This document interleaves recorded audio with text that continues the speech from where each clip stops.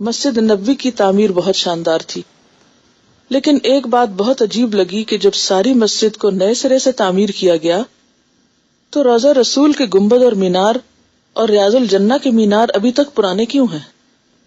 ان کو کیوں نہیں گرا کے دوبارہ تعمیر کیا گیا؟ جب ساری مسجد نئی بنی تو یہاں بھی نئی کوئی چیز ہونی چاہیے تھی۔ لکھتی ہیں کہ پچھلے سال میرے ہسبینڈ کی امریکہ میں ایک آرکیٹیکٹ انجینئر، ان کا نام جاوید قریشی ہے، ان سے ملاقات ہوئی جنہوں نے 1964 میں امریکہ سے گریجویٹ کیا۔ 3 سال تک مدینہ میں مسجد نبوی کی تعمیر میں شامل رہے، تو یہ ان کی روایت ہے۔ انہوں نے بتایا کہ ہمارے تعمیری منصوبے میں روضہ رسول وغیرہ کی نئی تعمیر بھی شامل تھی، مگر جب ہم نے پرانی تعمیر کو گرانے کے لیے کرینز وہاں تک پہنچائیں تو وہ مسجد کے ان میناروں کو نہ گرا سکیں، یعنی جو ریاض الجنہ اور روضہ کے اوپر تھے، یعنی کرینز نہ گرا سکیں ان میناروں کو۔ کافی کوشش کرنے کے باوجود جب ایسا نہ ہو سکا تو سعودی حکومت نے یہ مسئلہ وہاں کے بڑے بڑے عالموں کے سامنے رکھا، تو انہوں نے اس سے روک دیا کہ ایسا نہ کریں، ان کو نہ گرائیں، یہ آپ کے بس کی بات نہیں، آپ نہیں گرا سکتے ان کو۔ اس موقع پر میرے ہسبینڈ کو اطلس سیرت نبوی دی گئی تو تعمیر کا وہ واقعہ یاد آیا کہ کس طرح مسجد نبوی کے یہ مینار تعمیر ہوئے تھے اور یہ ایریا کیسے تعمیر ہوا تھا، تو سمجھ میں آئی کہ اصل چیز پیچھے کیا تھی، وہ خلوص اور محبت جس کے ساتھ یہ جگہ تعمیر ہوئی تھی۔ اور وہ تعمیر یہ کتاب میں لکھا ہوا ہے، یہ اطلس آف سیرہ یا سیرہ اطلس کے نام سے دارالسلام کی چھپی ہے، اس کتاب کا یہ حصہ میں آپ کو پڑھ کے اب سناؤں گی۔ اس کا یہ پیج نمبر 162 ہے۔ اب ذرا سنیے قصہ کہ یہ مینار کب بنے تھے اور کیسے بنے تھے اور یہ ایریا کیسے تعمیر ہوا تھا۔ یہاں لکھا ہے کہ عثمانی ترکوں نے 13ویں صدی ہجری میں مسجد نبوی میں جو توسیع کروائی اس کی تفصیل حد درجہ ایمان افروز ہے۔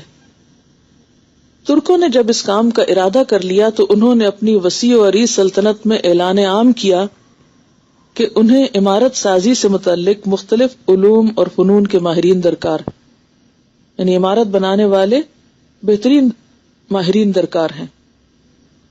اعلان کرنے کی دیر تھی کہ سنگ تراش، معمار، نقشہ نویس، خطاط، رنگ ساز، شیشہ گر، پچی کاری کے ماہر، غرض کے ہر علم اور ہر ہنر کے مانے ہوئے لوگوں نے اپنی خدمات پیش کی۔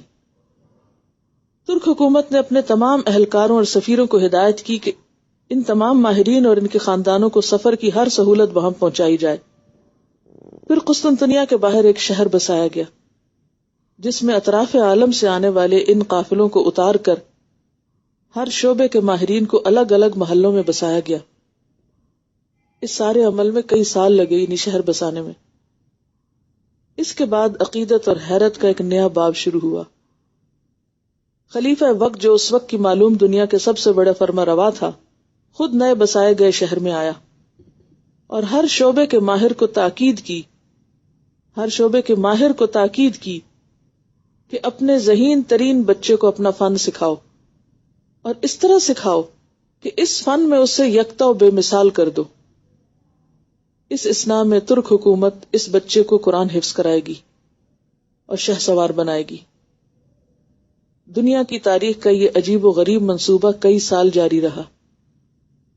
25 سال بعد، یعنی ربع صدی گزرنے کے بعد، نوجوانوں کی ایسی جماعت تیار ہوئی جو نہ صرف اپنے اپنے شعبے میں یکتائے روزگار تھے، بلکہ ہر شخص حافظ قرآن، باعمل مسلمان اور صحت اور تندرستی کا پیکر تھا، گھڑ سواری کرا کے۔ یہ تعداد میں 500 کے لگ بھگ تھے۔ یہ لوگ چن کے نکلے اس میں سے۔ اس دوران میں ترکوں نے پتھروں کی نئی کانیں دریافت کی، نئے جنگلوں سے لکڑیاں کاٹی گئیں، تختے حاصل کیے گئے، شیشے کا سامان بہم پہنچایا گیا۔ یہ سارا سامان نبی صلی اللہ علیہ وسلم کے شہر پہنچا تو ادب کا یہ عالم تھا کہ اسے رکھنے کے لیے مدینہ النبی سے کئی میل دور ایک الگ بستی بنائی گئی تاکہ پتھر کٹے تو شور سے مدینہ کا ماحول متاثر نہ ہو۔ احتیاط کا یہ عالم تھا کہ کٹا یا ترشا ہوا پتھر مسجد نبوی پہنچتا اور اس میں کسی ترمیم اور تخفیف کی ضرورت پڑتی تو ٹھیک کرنے کے لیے اسی بستی میں واپس لے جایا جاتا. اور جب ماہرین نے کام شروع کیا تو انہیں حکم یہ تھا کہ ہر شخص کام کے دوران باوضو رہے، مسلسل تلاوت قرآن کرتا رہے. تعمیر نو اور توسیع کا کام 15 سال جاری رہا. ایک حصے کو منہدم کر کے اسے بنا لیتے تو اس کے بعد ہی دوسرے حصے کی تعمیر شروع کرتے تاکہ نماز باجماعت میں رکاوٹ نہ ہو. ریاض الجنہ کی تعمیر کے دوران میں چھت اور زمین کے درمیان ستونوں کے اوپر لکڑی کے تختے لگا دیے تاکہ چھت جب گرے تو اوپر سے مٹی نہ گرے، یعنی نیچے نہ آئے. حجرہ مبارکہ جہاں امام الانبیاء صلی اللہ علیہ وسلم کی قبر مبارک ہے، اس کی جالیوں کے چاروں طرف کپڑا لپیٹ دیا گیا تاکہ گرد و غبار اندر نہ جائے.